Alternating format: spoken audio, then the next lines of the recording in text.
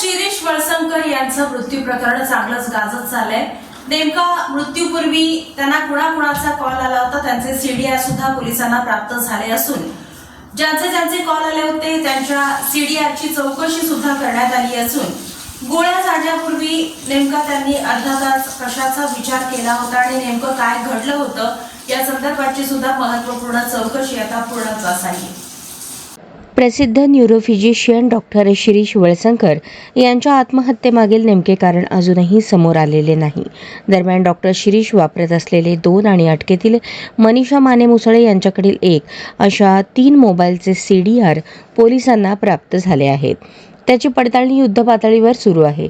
त्यातूनच घटनेच्या दिवशी आणि अगोदरच्या 1-2 दिवसात डॉक्टरांनी नेमके कोणाला कॉल केले, त्यांना कोणाचे कॉल आले याचा उलगडा होणार आहे। त्यानुसार संबंधितांकडे पोलीस चौकशी करणार आहेत।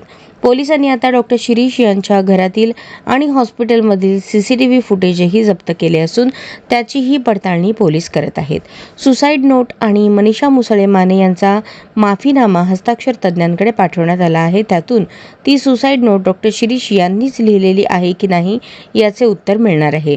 दुसरीकडे पोलिसांनी डॉक्टर वळसंकर आणि मनीषाच्या मोबाईलमधील कॉल रेकॉर्डिंगचीही पडताळणी होणार असून त्यामधूनही काही महत्त्वाचे धागेदोरे हाती लागतील। आतापर्यंत पोलिसांनी रुग्णालयातील डॉक्टर शिरीष आणि मनीषा यांच्या केबिनची झडती घेऊन काही कागदपत्रे मिळवली आहेत। वाढीव पोलीस कोठडी मिळाल्यानंतर गुरुवारी पोलिसांनी मनीषाला रुग्णालयात नेले होते। पोलिसांनीही डॉक्टर वळसंकर यांच्या कुटुंबातील काही महत्त्वाच्या व्यक्तींचे जबाब तथा साक्ष घेतली।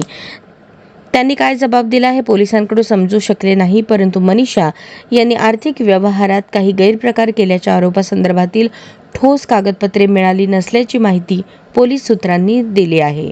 दरम्यान मागील 5 दिवसांच्या पोलीस कोठडीत पोलिसांनी नेमका काय तपास केला, त्यांना डॉक्टर शिरीष यांच्या आत्महत्येसंदर्भात कोणते महत्त्वाचे पुरावे मिळाले हे तपास अधिकारी न्यायालयात सांगणार आहेत। डॉक्टर शिरीष वळसंकर यांच्या आत्महत्येनंतर त्यांच्या मृत्यूसंदर्भात उलटसुलट चर्चा सुरू झाली, पण डॉक्टर शिरीष यांची सून डॉक्टर सोनाली यांच्या नावे प्रॉपर्टीतील 50% शेअर्स असल्याची माहिती पुढे आली आहे। त्यामुळे मृत्यूपत्रासंदर्भातील चर्चेच्या अनुषंगाने पोलिसांनी अधिक चौकशी केलेली नाही।